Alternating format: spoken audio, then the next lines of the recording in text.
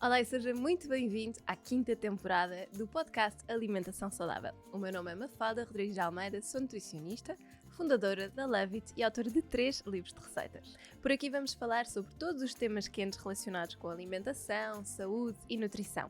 Vou receber vários convidados que nos vão ajudar a falar sobre temas como saúde de uma forma simples, a desmistificar alguns conceitos que estão tão enraizados no nosso dia-a-dia e que parecem que complicam a nossa alimentação. Vamos falar sobre bem-estar, sobre técnicas importantes para a prevenção de vários tipos de doenças e, mais importante ainda, para a promoção da saúde. Quero que este podcast venha simplificar a alimentação e ajudá-la a ter as ferramentas para ter um dia-a-dia mais simples, nutritivo e completo. Olá e sejam muito bem-vindos a mais um episódio do nosso podcast. Hoje tenho uma convidada muito especial, eu acho que digo isto sobre todos, mas a verdade é que é sempre bom termos estas conversas e o trabalho da doutora Alexandra é realmente um trabalho que já acompanho há imenso tempo. E antes de começarmos a gravar estava exatamente a dizer que tenho os livros todos e não trouxe os livros todos porque não me queria desfocar do nosso propósito. Obrigada, doutora Alexandra, por estar aqui connosco. Obrigada, eu é que agradeço. Muito obrigada pelo convite. E já agora aproveito para lhe perguntar, destes livros todos, qual é que foi assim o que lhe deu mais gozo até agora escrever? Tem algum que seja mais querido para si? Olha, fazem-me muitas vezes essa pergunta, eu nunca sei muito bem como responder, mas é assim, eu acho que é como quando nós temos muitos filhos, não conseguimos dizer que livro é que gostamos mais. E o prazer que me deu-me prazer escrever todos. Agora, o último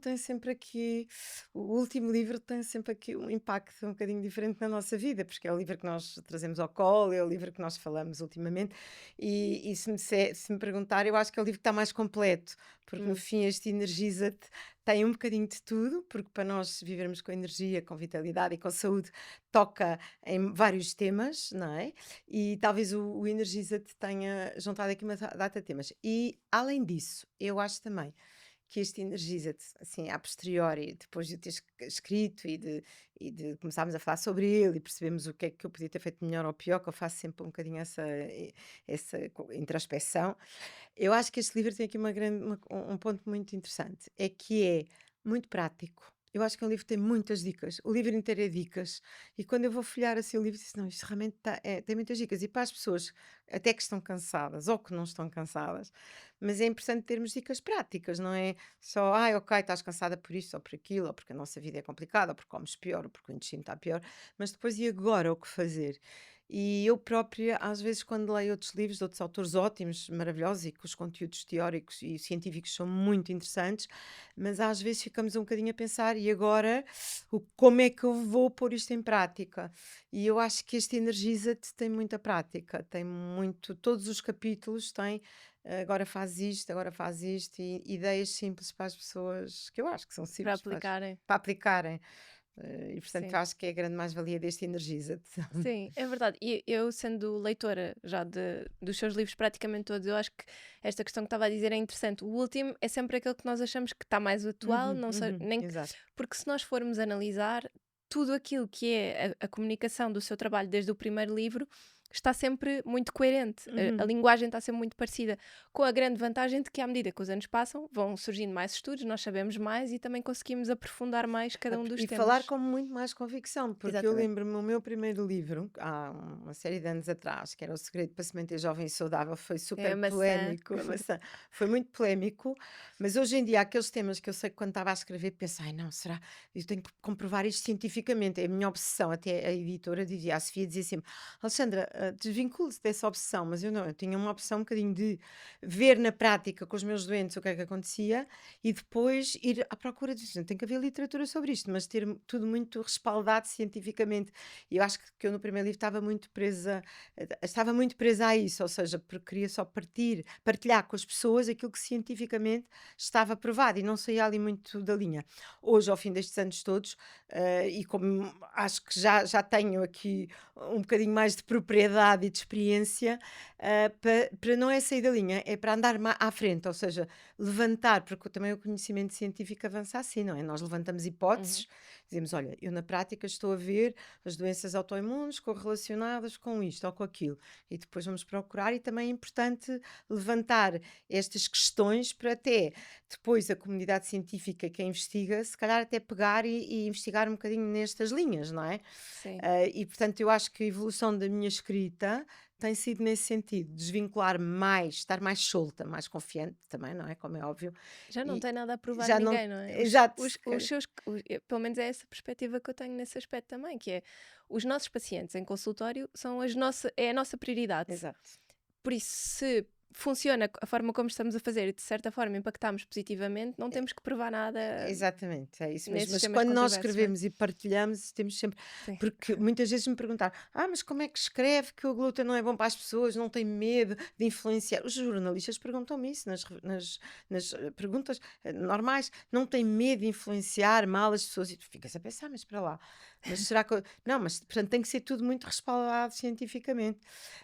Mas ao mesmo tempo é enfadonho para a pessoa que está a ler, não é? Portanto tem que haver aqui um compromisso entre a ligeireza de quem está a ler e sentir confortável e sentir perceber, ok, eu estou a ler este livro vai-me ajudar na minha vida, vai-me ajudar a melhorar a minha energia, a minha visão da vida, a ter mais paciência para tudo, a estar mais saudável, mas ao mesmo tempo ter a noção de que não é uma coisa que eu inventei da minha cabeça. Sim, Então é claro. assim este compromisso que eu tento passar e eu digo muitas vezes, sou decifradora de estudos, leio aqueles estudos muito complicados, depois espera lá, o que é importante as pessoas saberem para o seu dia-a-dia e como é que eu posso impactar aqui a vida das pessoas e mudar a vida das pessoas com um conselho útil, mas ao mesmo tempo com Com aplicabilidade com prática, mas mas com com um backup, não backup, é? exatamente, Científico. é E isso. eu acho que isso se reflete sempre nos livros, a forma como eu, por exemplo, sendo profissional de saúde, eu continuo a conseguir aprender lendo os livros. Sinto Uhum. que o livro não é feito só para um leigo, Uhum. dá perfeitamente para que uma pessoa que esteja integrada dentro das áreas da saúde, como a nutrição, mesmo pessoas, se calhar, médicos, farmacêuticos, tenham muito a aprender. Uhum. E não é uma linguagem que seja demasiado simplista nem demasiado técnica. Tem ali um meio termo interessante, se calhar para explicar Isso. alguns conceitos mais difíceis, mas para outros não. Por isso É é isso bom. que eu tento, é quando falo em alguma coisa mais complicada, depois tentar por outras palavras digerir e para que o leigo consiga entender, mas ao mesmo tempo que os profissionais também possam tirar partido e percebam que é uma coisa credível. Sim. E isso acontece muito nos suplementos, não calcula a quantidade de pessoas, até profissionais de saúde, que me mandam mensagens até dizer, olha, mas pus aqueles suplementos, mas como é que eu faço, como é que eu não faço? E eu depois no back office, Sim. acabo por também ajudar e percebo que temos ajudado também muitos profissionais de saúde, e é esse o meu interesse, é espalhar a mensagem e que cada vez mais pessoas possam sentir-se melhor, viver melhor e não viver presas àquilo que nós temos visto nos últimos anos, que é à volta do sintoma e que não resolvem nada. É que não à volta do sintoma. Tens dor de cabeça, toma comprimidos para a dor de cabeça, para a dor de cabeça, para a dor de cabeça, e às tantas aquilo nunca passa, e quando nós tiramos alguns alimentos ou mudamos ali alguma coisinha, a dor de cabeça passou. Não é? É isto e é isso que é a minha motivação, é chegar a cada vez mais pessoas e perceber que cada vez mais pessoas podem viver mais tranquilamente, porque na Sim. realidade consigo deve ser igual, chegam pessoas mesmo doentes, no fim de linha, que nós conseguimos ali pô-las bem, não é? Sim, sim, e mesmo em os livros, o podcast, eu acho que o nosso trabalho serve também muito para colocar a pessoa numa posição, e às vezes nas minhas consultas eu digo isso, então, mas não disse ao médico, não perguntou se podia fazer não sei o quê, porque eu acho que aquilo que nós fazemos enquanto na parte de educar, na parte de transmitir mensagem, de passar conhecimento, é para que a pessoa se sinta mais capacitada para fazer as perguntas corretas, porque muitas vezes a mim deixa-me muito frustrada quando tenho uma pessoa à minha frente em consulta que diz que foi ao médico ou que sentiu que a consulta não tinha sido aquilo que ela esperava ou que lhe foi dada apenas uma solução. Eu pergunto sempre, mas fez as perguntas, mas tentou negociar, tentou entender, e às vezes eu acho que falta essa responsabilização por parte das pessoas. O facto de elas estarem mais capacitadas para fazer as perguntas certas é incrível, porque lhes abre uma série de portas que elas, se calhar, não estavam preparadas para ter. E ao lerem livros como este, eu senti isso, agora com esta questão do cansaço, porque eu sinto que tenho cada vez pessoas mais em baixo, é depender de medicação, a questão da fadiga crónica é uma constante, e queria perguntar-lhe se este livro veio de uma necessidade que sentiu da sua prática clínica também. Eu acho que quase todos todos os livros que eu ponho no papel é porque eu começo a dizer, mas para lá, esta situação está a ser recorrente. E eu pareço, eu e a minha equipa, que eu neste momento não faço sozinha, mas parecemos ali um bocadinho papagaios a dizer, não, faça assim, assim, assim. É muito por ondas e é pela necessidade de nós transmitirmos este conhecimento e educar as pessoas. E então eu acho, não, isto num livro, ou num curso, ou no ir à televisão explicar, porque a televisão é assim um bocadinho, mas abre, acende a luz dentro Sim. das cabeças das pessoas. E então é isso, é a necessidade de responder àquilo que está a acontecer na prática. E vamos nos reportar outra vez ao primeiro livro, que foi há 10 anos, o Segredo para se manter jovem, foi, basicamente era a necessidade das pessoas mudarem a alimentação e desvincularem-se de, vou fazer uma dieta para perder peso, que era uma coisa que nos punha ali um bocado e disse, não, a alimentação é muito mais do que isto. Como é que as pessoas vinham a querer? E eu disse, eu não sou nutricionista e tenho que passar para uma nutricionista, mas a alimentação não é isso. Eu trabalho a alimentação para a alimentação funcional, porque não pode comer estes alimentos, porque estes alimentos vão disputar este problema, este problema. Então, era um bocadinho esta questão da nutrição funcional, que poucas pessoas na altura falavam, já foi há uns anos, e todos os livros têm sido assim. E este da energia foi outra situação. Nós vemos a principal queixa de consulta nos últimos anos, nós fazemos sempre sintomas e classificamos os sintomas. Pedimos, olha, dê-me uma classificação de 1 a 10, o que é que acha que é? Portanto, e perguntar, isto pessoas dizem, estou cansada, não consigo dormir, dá-me a barriga, normalmente é inchar a barriga, tenho obstipação, estou cansada, não consigo dormir, não tenho energia. E quando comecei a perceber, e depois isto começa a entrar aqui dentro da nossa cabeça, o que era recorrente em todas as pessoas era a energia. Não sei o que é que aconteceu. Estou cansada, cansada, cansada, estou exausta, estou cansada, cansada. E disse, não, para lá, temos que perceber porque é que as pessoas estão cansadas. E começamos a estudar e a perceber porquê. E é claro, depois quando chegamos aqui às luzes todas e aos porquês, às respostas às nossas perguntas, disse, não, temos que escrever isto. E depois tenho uma editora, que não posso deixar de falar, tenho uma Sofia, uma editora que é fantástica, que é super atenta, e ela diz, Alexandra, é isso mesmo, estamos todos cansados, ou estamos todos, ou está-se a falar imenso nos jejuns, vamos embora, vamos lá, quer falar? Pronto, ela também é muito, eu acho que isso também tem ajudado, acho, não tenho a certeza que tem ajudado muito, no sentido de pôr por escrito aquilo que as pessoas querem também, preocupações das pessoas, não é? Claro, aquilo que mais preocupa quem está do outro lado. E Uhum. sentiu mais isso no pós-pandemia? Muito mais, muito mais. Estes Pós-pandemia, sintomas? direto, passado pouco tempo de pandemia, muitas pessoas começaram a atribuir ao facto das pessoas estarem em casa e estarem isoladas, mas eu disse, não, mas isso não pode ser, porque é que as pessoas estão em casa, estão isoladas, têm muito menos trabalho, estão muito mais descansadas, e porque é que estão assim? E depois começámos a estudar e percebemos o que é que mudou na vida das pessoas, não é? E realmente esta mudança, este Covid e esta situação toda, especialmente este vírus, que é um vírus que tem umas características muito especiais, ele é um vírus muito impactante na nossa mitocôndria. Aquilo que eu trabalhava antes Covid, nós, quando as pessoas estavam cansadas, nós, na maioria das questões, dissociando do dia a dia, percebíamos que lá na causa quase sempre havia um vírus, o vírus da fadiga crónica. E a maioria das vezes era este vírus. E quando a pessoa mudava o estilo de vida e controlava este vírus, as pessoas ficavam bastante melhores. E é claro que para controlar este vírus tens de controlar a alimentação, o intestino, Hum. o ciclo circadiano, a forma como a nossa disposição, quer dizer, uma série de coisas. A exposição à toxicidade, a exposição a outros micro-organismos, a exposição a radiações eletromagnéticas e campos telemóveis e radiações, etc. Então, é um conjunto de situações. Mas realmente, antes Covid, havia sempre este vírus que se chama Epstein-Barr vírus, que é o vírus da fadiga crónica e está muito descrito na literatura. E é um vírus muito relacionado com doenças autoimunes. Portanto, eu há muitos anos que estudo este vírus, pá, aí desde 2015. Na altura, em 2015 ou 2016, fui fazer uma pós-graduação a Madrid, e começámos muito a estudar este vírus, portanto já lá vão quase 10 anos. E o que é facto, eu já estava desperta também para isto, que entendemos que pós-Covid, que o Covid tinha um comportamento muito parecido na mitocôndria, que é a fábrica de energia da nossa célula, onde se Uhum. produz energia, e este vírus, este Covid, este SARS-CoV, tinha um comportamento em termos de dano nesta fábrica de energia na mitocôndria muito parecido com o Epstein-Barr vírus. Então comecei a estudar imenso a longa Covid. Eu sou formadora da Associação Espanhola de Microimunoterapia e em termos de temos formado muitas pessoas cá em Portugal com a parte imunológica e do controle da imunidade e o que é que nos altera a nossa resposta imunológica. E então percebemos que o SARS-CoV tem, isto logo no início, logo pouco tempo depois das pessoas estarem infectadas com a Covid, que tem uma ação, um modus operandi muito parecido com este Epstein-Barr a nível da mitocôndria. E por isso é que há a longa Covid, e por isso é que as pessoas têm Covid e ficam muitas pessoas ficam cansadas. E especialmente quando nós começámos a estudar o assunto, as pessoas ficam mais cansadas, são as pessoas que já tinham este vírus ativado. Porque este Epstein-Barr, 95% da população tem. Mas não faz mal, ele vive connosco e nós temos um sistema imunitário capaz de o controlar. O problema é quando apanhamos Covid. E quando apanhamos Covid, é um duplo. Há estudos que dizem que é muito interessante, dizem que é um duplo golpe mitocondrial.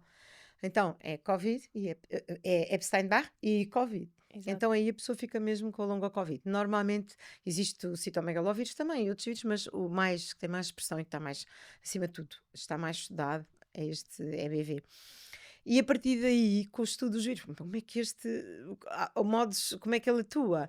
E pronto, e comecei a estudar esta coisa da mitocôndria e chegámos aqui a conclusões incríveis do porquê que a mitocôndria fica triste e fica doente, porque, como é que nós podemos recuperar a mitocôndria, como é que é possível ter mais mitocôndrias, ou seja, a pessoa em vez de viver com X fábricas de energia, pode triplicar. E pode potenciar, a fábrica, em vez de produzir pouca energia, a mitocôndria pode aumentar o tamanho, pode ser mais produtiva. E hoje, com este estudo, porque eu estudo imenso para escrever um livro, estou ali um ano a estudar, não é? Pois, claro. Que é essa parte que me dá muito gozo, é a parte também do estudo e da minha própria evolução, porque se eu dou às pessoas, eu também recebo imenso das pessoas e recebo imenso também do tempo que eu dedico a estudar os temas. E este tema da mitocôndria é um tema muito bom, muito bonito. É lindo este tema, lindo, a sério, é lindo. Acho que podíamos todos dedicar um bocadinho mais de tempo à mitocôndria, porque acho que muda a vida e que dá mesmo. E percebemos o que é que vai impactar, porque o que é que nos tira energia? E quando nós andamos a ler, é tudo aquilo que faz mal à mitocôndria. Sim. Lá A está, gente são sempre muito os mesmos fatores. sempre Mas além dos vírus, também fala muito dos parasitas aqui no livro. horrível. E que eu acho que é um tema que ainda é muito controverso, porque quando nós perguntamos em termos de medicina tradicional se é necessário fazer desparasitação ou não, até pensando em mim que tenho Nas suas duas filhas? filhas pequeninas e tenho um cão, não é? Portanto, normalmente nunca é muito aconselhado. E às vezes até nos encolhem assim os ombros. Não, se calhar não vale muito a pena. O que é que são estes parasitas? Como é que nós Isto é nos terrível. Eu desparasitamos? gostava, ainda bem que está a tocar nesse assunto, porque acho que isto é um assunto, talvez seja o tema do meu próximo livro, focar ainda mais nisto, porque eu fico impressionada. Tipo assim, imagino que também faz consulta, não é, Mafalda? Uhum, Quando nós sim. chega uma pessoa com um problema, nós utilizamos um equipamento de biorressonância que nos dá ali muita noção. Não fazemos diagnóstico, não é? Mas dá-nos a noção do desequilíbrio no corpo daquelas pessoas, porque cruzamos as frequências normais com as frequências daquela pessoa e percebemos que há um desequilíbrio, um desajuste. Então dá para entender o que é que está mal naquele corpo. Invariavelmente, isto é incrível aquilo que eu estou a dizer, mas é que é verdade. E devia, as pessoas que nos ouvirem que se dedicarem à investigação, isto tem que ser estudado. As pessoas que estão doentes, as pessoas que têm cancros, as pessoas que têm autoimunes, as pessoas estão cansadas, quase todas ou têm vírus ou têm estes parasitas, porque tudo são parasitas, mas este que estamos agora a falar são as ditas lombrigas ou Uhum. helmintas, não é? Ou vermes, digamos assim. E é inacreditável como é que tanta gente está parasitada. E estes parasitas têm um impacto enorme na nossa saúde. Enorme, porque eles próprios eles são grandes, não são assim tão pequenos, a maior parte deles são grandes. Eles produzem substâncias que fazem parte do metabolismo normal deles, como se fosse o xixi e o cocó deles, não é? Sim, Só para as pessoas normais, não é? perceberem, normal. Que vão para dentro do nosso intestino, normalmente. Estão dentro do nosso intestino, mas essas substâncias que os parasitas produzem têm a capacidade de alterar de ter do nosso sistema neurológico reconhecer e obedecer a essas substâncias. Hum. Portanto, imagine o que é que, por exemplo, um ascarídeos ou um estrongiloides, que que são nomes maus, mas que é muito comum as pessoas terem, eles produzem substâncias altamente tóxicas para o nosso sistema nervoso. E o que eu estou a chegar à conclusão é que às vezes pessoas com alterações de humor repentinas, parece uma pessoa de repente, eu estou ótima e agora estou triste, estou com uma depressão.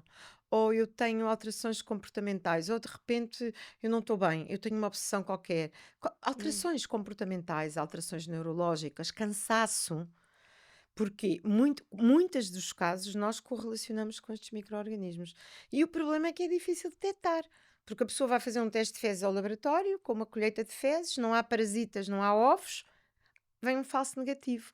E quando eu vou pedir um teste mais específico, como por exemplo PCR, com os DNAs, com cultivo, vêm os positivos, ou com a biorressonância.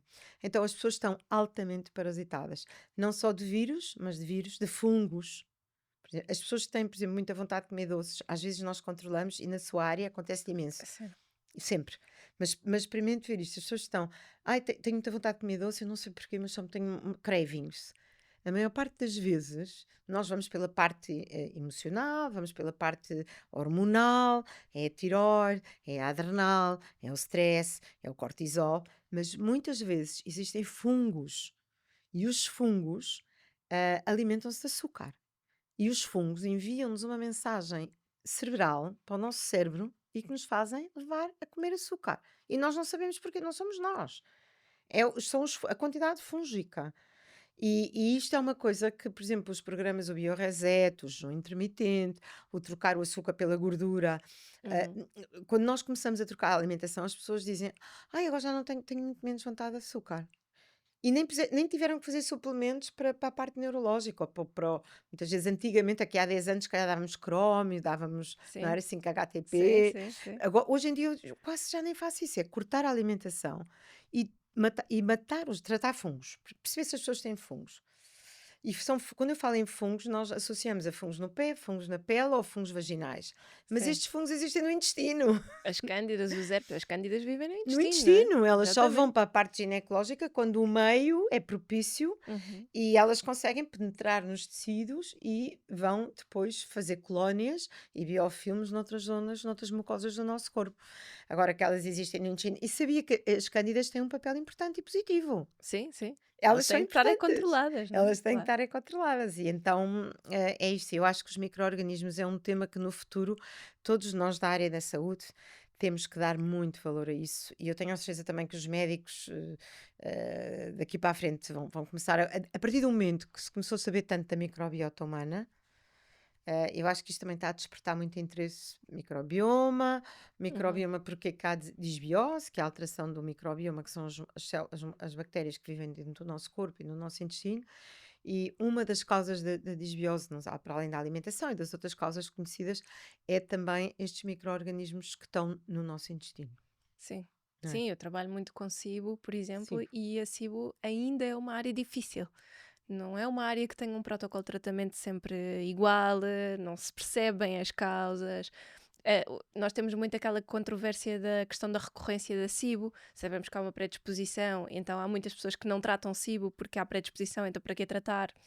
E portanto isto, acredito que os parasitas seja igual e precisamente por isso é que lhe estava a fazer E às essa vezes o que está a pergunta provocar um difícil. SIBO, que é um crescimento, explicar se calhar o que é o SIBO, Sim, não é? já É um agora. crescimento bacteriano, em vez de estar no cólon, no intestino grosso, ele vai para o intestino delgado, portanto é small intestino, o SI é small intestino, bacteria overgrow, é um crescimento das bactérias no intestino delgado, mas às vezes isso acontece porque o meio muda. E muitas vezes o que faz mudar o meio são micro-organismos patogénicos, ou seja, que nos fazem mal. Nós Certo. temos imenso, ou fungos, há SIFO também, em vez de ser bactérias, é fungos. Mas mesmo o SIBO, é a translocação das bactérias para outras zonas, e por isso é que a barriga incha, e as pessoas dizem, eu acabo de comer e fico inchada, e fico mal disposta, indisposta, muitas vezes são parasitas que estão no cólon, alteram o meio, alteram o pH, e as bactérias que supostamente deviam viver no cólon, como o meio, isto é como uma selva, não é? Como uma floresta, um Elas meio ambiente. afastam-se, Elas não é? afastam-se porque não conseguem sobreviver aí. Então vão procurar locais no nosso corpo que sejam mais fáceis em prol da sobrevivência desses micro-organismos, que isto é tudo a lei da sobrevivência. Da selva, Da literalmente. selva, literalmente. Então nós devíamos usar a desparasitação como uma prevenção Isso fará sentido? Eu acho que não, eu acho que cada vez mais temos que investir em métodos que nos permitam dizer se a pessoa está parasitada e qual o tipo de parasita, porque o que eu tenho Ok. visto é, eu hoje em dia não concordo com, vamos fazer uma desparasitação de 6 em 6 meses. Eu hoje em dia não concordo com isso. Primeiro porque os químicos desparasitantes são muito químicos e têm metabolização hepática, que é o mebendazol, o albendazol, etc. E portanto não acho que seja muito saudável a pessoa andar sempre a fazer isso. Até porque temos produtos naturais que têm uma eficácia brutal e não têm esses efeitos secundários. Mas depois o que está a acontecer aqui, não querendo complicar, o que eu acho também e que vejo é que às vezes alguns parasitas ficam muito resistentes a essas Hum. substâncias, se nós andarmos sempre a fazer. Portanto, tem que se fazer com algum critério. E o que eu acho e que apelo e que acho que nós todos podemos investir é tentar fazer um diagnóstico melhor. A biorressonância é um método fabuloso, porque é um método não invasivo, simples, reproduzível, fácil de não ser invasivo, para mim é logo uma grande Coisa boa. coisa boa, não é? E nós podemos também medir hoje, medir mês amanhã, mês depois e perceber se a frequência cruzou ou não. Mas existem outros, e não é caro, e é uma coisa barata. Portanto, é uma Uhum. coisa que é fácil toda a gente pôr em prática, exige algum treino, mas existem vários equipamentos e que a pessoa consegue facilmente ver. Depois existem outros métodos mais caros que as pessoas não têm acesso, têm acesso porque são mais caros, mas é importante nós termos a certeza. Os Eu vou testes de DNA ainda são desparasitar, caros, não é? diga, Os né? testes de DNA ainda são caros, São não caros, são tão exato, são acessíveis. caros, são Sim. caros, são caros, são caros. E depois hoje tem e amanhã tem que fazer daqui a 6 meses para ver se percebe Uhum. às vezes não é, ok, se é caro, eu gasto uma vez e vai-me dar o resultado. Mas às tantas eu tenho que voltar a repetir daí a 6 meses, ou daí a um ano para perceber como é que está. E aí já fica um bocadinho mais complicado, porque não são baratos ainda, não é? Ainda são Pois. caros. Então eu acho que tínhamos todos que investir um bocadinho mais no diagnóstico e não desparasitar por desparasitar. Agora, se não há hipótese, só para dar solução, eu não gosto de deixar as pessoas aqui sem solução, porque as pessoas em Comprou um casa estão livro, a eu vou pensar, ler o livro. compra um Da livro. 7 passos de soluções. Não dê as soluções. Mas Não, vá, não diga lá dou, só. mas eu vou dar uma solução. No livro tem uma lista de desparasitantes naturais que não criam resistência, não têm efeitos secundários, não têm metabolização hepática, não têm contraindicações e as pessoas, pelo menos 2 vezes no ano, podem se limpar, desparasitar o intestino, desintoxicar o intestino, desintoxicar o fígado. Eu acho que estes programas de limpeza Uhum. acho que cada vez para mim me fazem mais sentido, porque nós temos um sistema imunitário mais debilitado por tudo isto que vivemos, não é? Claro. E que eu explico também muito bem no livro, estamos mais debilitados. O nosso sistema imunitário, por várias razões, e não vou dizer a principal, que é para não se zangarem comigo, mas nos últimos anos nós vemos que as pessoas estão muito débeis em termos de intestino, Uhum. de imunidade, por tudo isto que estamos a viver. E portanto isso faz com que, por um lado, nós tenhamos menos resposta imunológica e, por outro lado, estes micro-organismos também adquiriram aqui mais virulência e mais pressão. E vemos que as pessoas estão mais constipadas e que estão mais doentes e que as constipações arrastam-se e que a tosse se vê. Não sei se a Mafalda vê isso na sua consulta, mas aparece imenso esta tossezinha. Sim, sim, Arrasta-se, sim. arrasta-se, arrasta-se.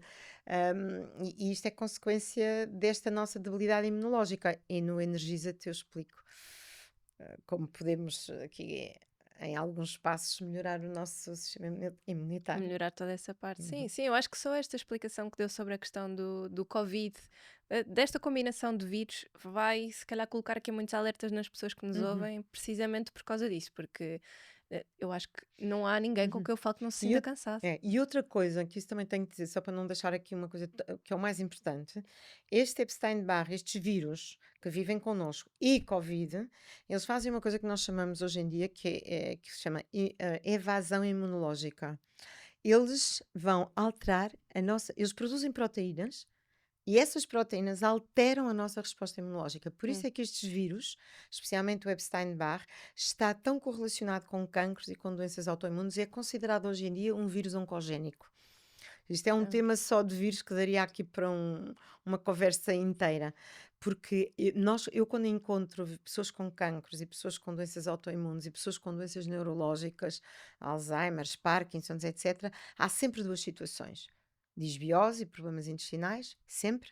E depois há sempre um trigger que pode ser ou um vírus, normalmente é um vírus, ou até uma bactéria, temos algumas bactérias que estão correlacionadas com doenças autoimunes, ou um parasita, mas especialmente os vírus, porque os vírus, além de tudo, eles alteram a nossa resposta do sistema imunitário. É como se o nosso sistema imunitário ficasse cego e Hum, deixasse que células cancerígenas proliferassem e que deixasse que. Altera a tolerância. O nosso sistema imunitário, com estes vírus, altera a tolerância. Ou fica muito tolerante, e então tolera tudo e todos, e aparecem células cancerígenas que não são detectadas, ou perde tolerância. E quando perde tolerância, o sistema imunitário começa a atacar-nos a nós próprios, e aí vêm as doenças autoimunes. Então é esta alteração da tolerância imunológica e evasão imunológica que é provocada pela questão dos vírus, e que é muito importante e que devíamos estar todos muito, muito, mesmo muito atentos para isto. E falta-me o outro ponto, que é o terceiro e que eu não me posso esquecer, que também é muito presente, que é a toxicidade de metais. E isso também é uma uhum. falta de ver que as pessoas estão cada vez mais com alumínio. Alumínio é uma intoxicação endémica neste momento, porque o alumínio está por todo o lado e o alumínio tem uma afinidade muito grande com o nosso sistema nervoso. Até às vezes cansaço, perdas de memória, lapsos de Hum, memória, a questão do sono, tudo isso pode ter a ver com toxicidade de alumínio. E o cansaço também. claro. Alumínio, mercúrio das amálgamas. As amálgamas dentárias libertam mercúrio e o mercúrio é muito tóxico para o nosso sistema nervoso. Então estamos muito intoxicados com metais pesados. E portanto, são estes fatores que nós temos que atuar e que controlar. Sim, e que no livro vai explicando também Uhum. como fazer essas limpezas, não é? Acho que isso também é super importante. O livro explica tudo. Eu acho que este livro, como eu Sim. estava a dizer, acho eu que explica tudo. Não estou Explica, não explica, estou é não estou a verdade. ser nada modesta. Não, mas explica, é verdade. E tem esta questão que lhe estava a dizer, os tais 7 passos que eu acho que dão muitas respostas que as pessoas precisam, não é? Porque nós estamos a ter uma conversa que pinta este cenário negro para alertar e que as pessoas percebam que, Mas está aqui a ok, solução. é verdade, A solução. existem Existe soluções, a nós solução. conseguimos atuar, não é? E ter a tal responsabilização que lhe estava a Isso, dizer, não é? tal e qual. Nós É isso. conseguimos mudar É isso. alguma coisa e que isto não seja uma espada sobre a nossa cabeça. Eu acho que é Hum. importante, não é? É mais difícil, é porque espadas sobre a nossa cabeça todos temos, ou Sim, pistolas todos temos, porque todos estamos, não é? Todos somos sim, alvo. sim. Agora, interessa é não disparar o gatilho, e interessa é que a espada não entre, e isso está É. na nossa mão.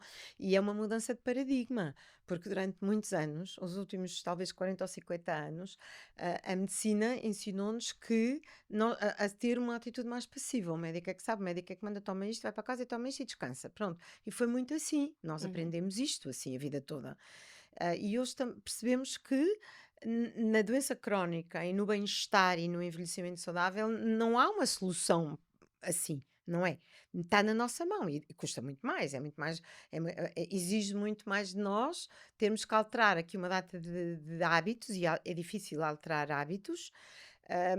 E é assim que tem que ser, não existe uma ferramenta milagrosa de um comprimido milagroso, olha, agora tomas isto para o resto da vida e vais ficar fantástica e vais ficar sem estes problemas, sem cansaço, ou sem hipertensão, ou sem isto ou aquilo. Não, não é assim que funciona. Sim. E as pessoas têm que se mentalizar disto. Claro, e mesmo pessoas que são muito saudáveis, que se alimentam bem, que dormem bem, que todas essas pessoas também são alvos, não é? Essas pessoas também Todas. notam esses desequilíbrios e isso também é interessante Ó, percebermos, ok, se muito calhar. interessante, isso é o que nos chama mais a atenção. Às vezes há pessoas que nunca tiveram nada, que chegam à consulta, nós fazemos uma história de vida desde que a pessoa estava ainda a ser na barriga da mãe, ou até na pré-conceição. Uhum, Vamos ver os problemas da mãe quando a pessoa o doente foi concebido. E às vezes são pessoas saudáveis a vida inteira e de repente aparecem com um cancro. E é isto é que faz confusão. Mas porquê? E quando nós vamos ver, está lá alguma coisa que não está bem. Que fez com que esse sistema imunitário não atuasse. uhum. E muitas vezes são doenças silenciosas, nós sabemos disso, não é? De repente a pessoa tem um infarto e é silencioso, esteve sempre bem, de repente tem um infarto. Mas está lá alguma coisa dentro, só que muitas vezes não é identificada, porque infelizmente quando nós vamos ao médico é a tensão arterial, vemos o colesterol, a glicémia, a atenção, o colesterol, a glicémia e pronto, e a partir daí estás ótima, e a pessoa acha que está ótima. Hum, Sim, E se calhar não está. Há sim, outros fatores que temos que perceber hoje em porque é dia. tudo muito visto pela rama, sempre a mesma coisa, Uhum. standard padrão, não Pela são. rama igual. É, As é isso. análises que se pedem a uma pessoa com 20 anos, com 25, com 30, com 40, 50. É colesterol, ácido úrico, glicemia, triglicéridos, Ferro e ferritina? ferro e ferritina e ponto. E Sim. depois vem a glicemia ótima e de repente a pessoa diz: Mas eu tenho umas análises há 6 meses e a minha glicemia estava ótima e eu estou diabética. Não. E a sua insulina? Ninguém pediu. Porque Uhum. antes da glicemia altera a insulina. Isto para dar um exemplo que a nível da prevenção, tem que se fazer aqui um trabalho mais consistente, maior consciencialização, de responsabilização da pessoa, como estava a dizer. As pessoas têm aqui as pessoas têm a faca e o queijo na mão. Sim.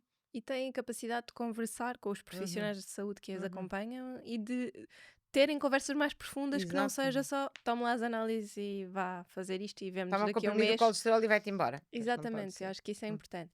Agora, eu É. queria falar de 4 partes da alimentação que fala no livro e que eu acho que são muito importantes. Uma Uhum, delas, porque falamos de energia, uhum, é a questão do café.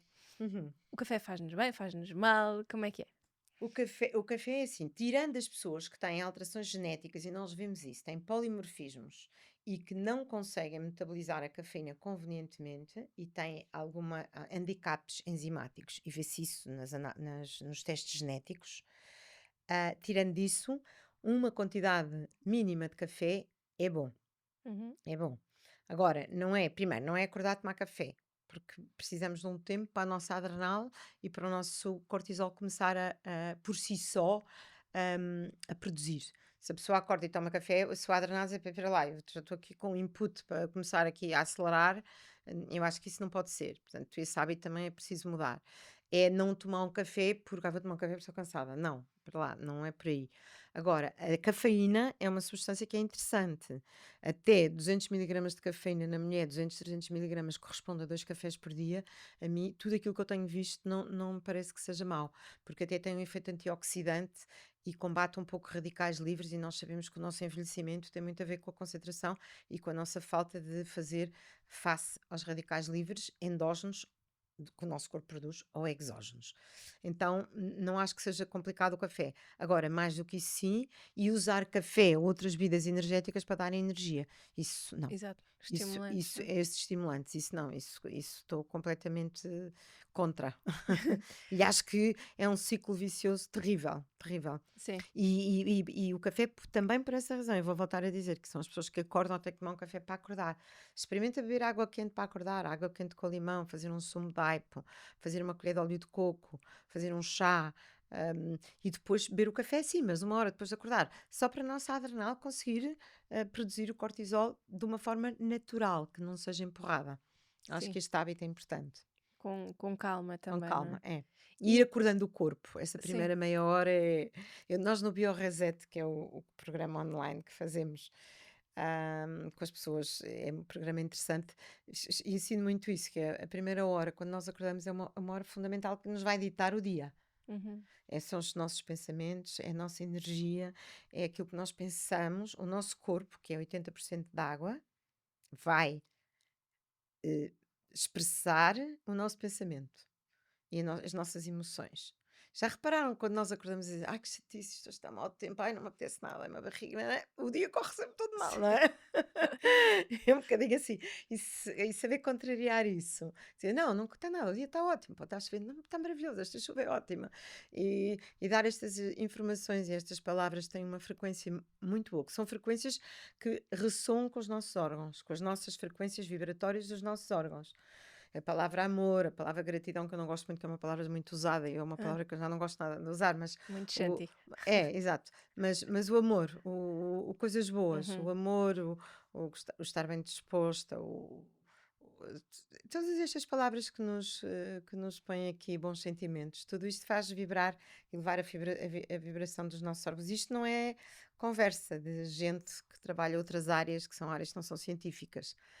Porque a coisa se calhar já me estou aqui a falar demais, mas eu estou-me a lembrar não, de uma não, coisa tão gira que eu via no Chipre quando fui fazer um dos meus cursos de biorressonância, um curso muito giro, e o médico que nos estava a fazer o curso mostrou-nos, a nós, por A mais B, com fotografias num computador, que todas as palavras que induzem bons sentimentos têm uma cristalização na água linda. E o nosso corpo é água. E ele fotografava. E nós dizíamos amor, cada um na sua língua. Havia pessoas de vários países. Cada um na sua língua, ele dizia: digam amor nas vossas línguas. E ele fotografava. E a água fotografava os cristais que se formavam na água. Eram cristais perfeitos. E depois disse: e agora digam palavras horríveis. Como tudo aquilo pior que possam imaginar. Nós começámos todos a dizer palavras horríveis e aquilo eram desconstruções na água que eram coisas que até afligia. E depois a conclusão é que se nós somos 80% de água, imaginem as pessoas que estão sempre a dizer ai que horror, ai isto, a vida é uma chatice. Ah, então como é que está? Ai, mais ou menos, vou andar, não, pois isto é mau. Imagina a informação que dá energeticamente ao nosso corpo. Sim. E pronto, e isto é medicina integrativa. É verdade, esse negativismo. Eu acho engraçada esta questão de estarmos a dizer, da gratidão e tudo mais, porque às vezes também tenho dificuldade em explicar às pessoas, em brincadeira, digo: olhem, estão a ver aquele género de pessoas que meditam? Eu não sou dessas. Mas há um estudo muito engraçado que tem saído agora, que é tentarmos perceber relativamente à parte de saúde intestinal, que acaba por ser aquilo que eu trabalho mais, e Uhum. mesmo a digestão e tudo mais.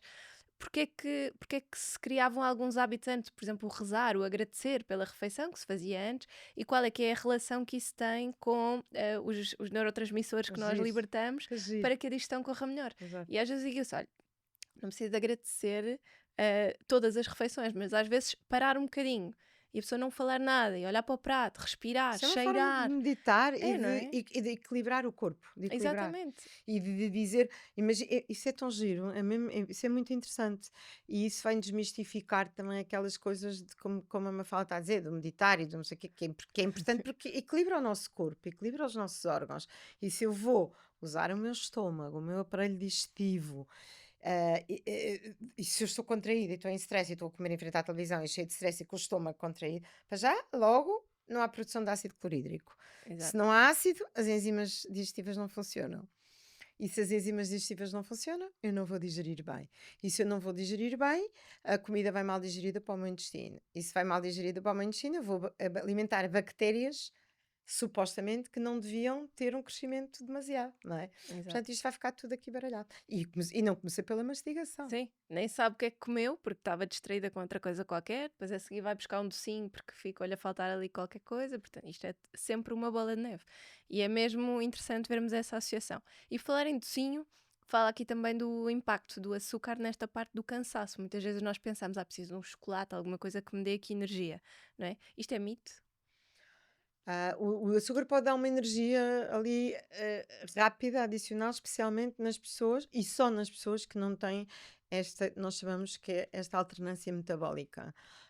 As pessoas, quando começam a desmamar açúcar e substituir açúcar por gordura, começam a perceber que têm muito mais energia com a gordura. Porque a gordura efetivamente Uhum, produz mais calorias, não é? Do que o açúcar. Agora, o problema é que a máquina, o nosso corpo, não sabe, na maior parte das pessoas fomos ensinados a comer 2 em 2 horas, não entendeu que há um recurso energético que é a gordura e que essa oxidação da gordura vai provocar mais, vai dar mais energia do que o açúcar. O açúcar dá aquela energia rápida, mas que depois dá-me um pico de insulina, porque depois o meu pâncreas vai produzir insulina e esse açúcar baixa rapidamente. E quando baixa rapidamente, eu vou precisar de mais açúcar, porque aí os meus picos de energia caíram. Ao passo que se eu me alimentar com a gordura saudável, existe uma manutenção dos níveis de glicose, de açúcar, e os níveis de insulina. E isto é que é o segredo da saúde. Tocou aqui num aspecto fundamental que se chama resistência periférica à insulina. Todas as pessoas que estão doentes, hoje em dia não há uma que não tenha um terreno é o nosso corpo, uhum, com esta alteração metabólica em relação à insulina. A resistência periférica à insulina quer dizer que o meu corpo já não obedece à quantidade normal de insulina. Então eu vou ter que produzir muito mais insulina. Isto provoca uma inflamação. É um estado de inflamação de baixo grau. Não é uma inflamação que dê sintomas de inflamatórios, de dor, mas é uma inflamação que inflama o meu terreno. E é o terreno inflamado que aparecem doenças autoimunes, os cancros, aquilo que nos aflige. Os AVCs, porque é que é os AVCs? Não é o colesterol alto. uhum. Acha os AVCs que é o colesterol alto? Não é. As pessoas que têm AVC hoje em dia têm o colesterol baixo porque estão todas medicadas com estatinas. Não é. É o problema inflamatório das artérias. E se a artéria está oxidada e inflamatória e está rígida, não é? Por isso é que nós trabalhamos tanto o óxido nítrico por causa da flexibilidade das artérias. Se a artéria fica rígida, a probabilidade de um coágulo soltar é muito maior. Portanto, o que tem que se trabalhar aqui é o terreno inflamatório e a oxidação. E isso, o açúcar faz isso. O açúcar e a resistência à insulina. Então o açúcar não, o açúcar é mesmo muito mau. É Não é mesmo uma muito boa mau. fonte de O energia açúcar não nesse é aspecto. comida, não é Sim. comida, não é uma boa fonte de energia. Uma coisa são aqueles açúcares naturais, não é? Uhum. Sim, Normais dos alimentos, a fruta tem tem açúcar, as leguminosas, quer dizer, todos os alimentos têm açúcar, não é? claro. Esse é diferente. Agora, açúcar e hidratos de carbono refinados, não, então isso Isso nem nem pensar, pensar. nem pensar. E fala de uma questão também importante que é a questão da água. A água Uhum. poder ter este papel também energizante. A questão da água é um olha, outro tema para outro livro, já tenho aqui muitos temas para ler. Não, nós ficamos aqui até amanhã, se quiser, eu estou a Fica- gostar tanto. a água é um aspecto tão giro e também um bocadinho ainda polémico. Eu acho que Uhum. no futuro próximo, vai se desmistificar isto também, assim como aqui há uns anos, e se calhar a Mafalda também aprendeu isso, que era que nos ensinaram que devíamos comer 2 em 2 horas, não é? Uhum. Assim, a mim, todos nós aprendemos. Eu fiz um curso de uma pós-graduação em nutrição e também me ensinaram isso, não é? Que era para comermos 2 em 2 horas. E ainda Ah, continuam a perguntar, ainda eu acho que ainda continua, se fala muito ainda disso nos continua, mas mídias. enquanto sabe que o impacto quando se começa a mudar nas faculdades demora 18 anos até chegar cá fora. E 18. eu acho que nas nossas faculdades ainda não está a mudar. Ainda não está a mudar, portanto, veja o tempo que vai demorar. Sim. Mas pronto, isso em relação à comida e ao junto está muito estudado, muito, muito, muito, já não acho que já é inequívoco. Uhum. Em relação à água, ainda não está assim tão estudado. É um tema que ainda temos aqui, vai surgir muita informação. Mas faz imenso sentido. Primeiro, uma coisa é hidratação, outra coisa é equilíbrio hídrico. São duas coisas diferentes. Nós também aprendemos, a Mafalda aprendeu, também na faculdade aprendemos as duas, todos aprendemos, que devíamos hidratar e andar sempre a beber água, sempre a beber água, sempre a beber água. Só que o problema é que nós, quando andamos sempre a beber água, andamos a repor o equilíbrio hídrico, tudo bem, mas muitas vezes a água entra e sai, não é? Entra e Pois. vamos à casa bem. E não é uma água que hidrate, porque o que é que nós queremos? Tanto a água, como os minerais, como as vitaminas, como tudo, nós queremos que entre na célula. E muitas vezes a água, nós bebemos água, mas não hidrata, não entra na célula. E então é esse trabalho que temos que fazer. Se nós vamos beber água e não temos sede, o controle hipotalâmico, porque esse controle faz no hipotálamo, que é uma região do nosso cérebro que controla a fome e a sede, e são em regiões hipotalâmicas muito próximas, ou seja, confundir-se fome e sede é muito fácil. Uhum. E muitas vezes as pessoas, como estão sempre a beber água, não percebem bem se têm sede ou se têm fome. E às vezes vão comer e têm sede. Bom, mas então, o que é importante é nós tentarmos resgatar a sensação de sede. Porque como se anda sempre a beber água, porque nos ensinaram, tens de beber 1,5 litro de água por dia, anda sempre e nós vemos as pessoas, aos golinhos, aos golinhos, aos golinhos, acaba por se perder a sensação de sede. E a água que vai hidratar é aquela água que nós bebemos quando temos sede. Porquê? Porque é o hipotálamo que dá a instrução: estás com sede, tens de te hidratar. E essa água que nós bebemos é a água que entra na célula. E isso é muito importante, nós tentarmos perceber isso e resgatar essa sensação para podermos ficar efetivamente hidratados, Exato. não é? E por isso é que depois também falamos na água hidrogenada e nas diferentes águas, são águas que têm um poder de hidratação maior. E no controle da sede, ou seja, aprendermos a beber 1,5 litro, 2 litros de água, não interessa a quantidade, mas sempre que beber sede, bebe muita água. E aquela sensação ótima que nós tínhamos quando éramos miúdos, não sei se te lembra, ai, eu estou cheia de sede e bebíamos para aí 3 copos de água. Sim. Hoje em dia nós perdemos isso também, para nos ensinar a andar sempre a beber água. E depois não tem sede. E é Sim. mau. Exatamente. É Isso é mau. uma frase boa para terminarmos, porque lá está, ficávamos aqui até amanhã, mas acho que são muitos conceitos muito interessantes que despertam a curiosidade sobre o livro e vou mostrar agora sim para quem nos está a ver no YouTube, mas quem só estiver a ouvir, o livro chama-se Energiza-te, está à venda por todo lado, não é? Uhum. À data em que este episódio sai, ele já vai ter que é um mês, Talvez um bocadinho mais, 2 meses sim, que não sei. saiu, mas Uhum. tem realmente muito um passo a passo que eu acho que está muito interessante, esta tal questão dos 7 passos, Uhum. para ajudarmos a perceber que todo aquele cenário que nós traçámos aqui tem um caminho. E há Uhum. pouco falava da sua equipa, a doutora Alexandra tem as clínicas Viver em Lisboa e no Porto, se não me engano, não é? Neste momento nós temos um conceito um bocadinho diferente, estamos mais focados mais nesta parte do envelhecimento saudável e ajudar pessoas que estão doentes e mudar a vida das pessoas. Uhum. Então foquei-me mais, e a minha equipa faz isso, educamos, digamos assim, Ok. ensinamos, e vamos procurar a causa. Nós, sei lá, o nosso grande objetivo e o nosso grande foco é fazer história de vida e dizer assim, para lá, qual foi o trigger, o que é que esta pessoa pode ter e procurar a causa e atuar na causa e depois mudar a vida. Então, temos um conceito agora que é WLM, que é o Wellness Longevity Medicine, portanto é Uhum. um conceito um bocadinho mais abrangente, mais integrativo. A questão das clínicas GV já não está tudo sobre mim e eu consigo Ok. ter tempo agora e mais disponibilidade para ter aqui a minha equipa só neste foco, no foco Uhum. de reabilitar pessoas, de ensinar a viver melhor e de mudar aqui um bocadinho a vida, um bocadinho não, mudamos bastante a vida das pessoas. Temos também estes cursos que fazemos online e estamos a ajudar pessoas que vivem na Europa, em qualquer país ou fora da Europa, no Brasil, nos Estados Unidos, temos portugueses e estrangeiros espalhados por todo o lado que vêm aos nossos cursos. E estamos 14 dias a ensinar as pessoas dia a dia, todos os dias, todos os dias, todos os dias estamos com a pessoa e isso tem também ajudado muito a mudar hábitos, porque não é fácil, não é? De repente, uma pessoa que está sempre por exemplo, está sempre a comer 2 em 2 horas, dizer agora vai estar 16 horas sem comer. Tem que Exato. ter aqui um acompanhamento e as pessoas têm que ser acompanhadas e mimadas e motivadas e ensinadas. Sim, para Uhum. conseguirem realmente É. sentir esse E tenho uma apoio equipa e essa maravilhosa que me mudança. ajuda imenso a fazer isso e trabalhamos todas em conjunto. Boa. Uhum. Muito obrigada por este Eu é que bocadinho. agradeço, foi ótima a conversa, obrigada. Obrigada. Nós vemos no próximo episódio.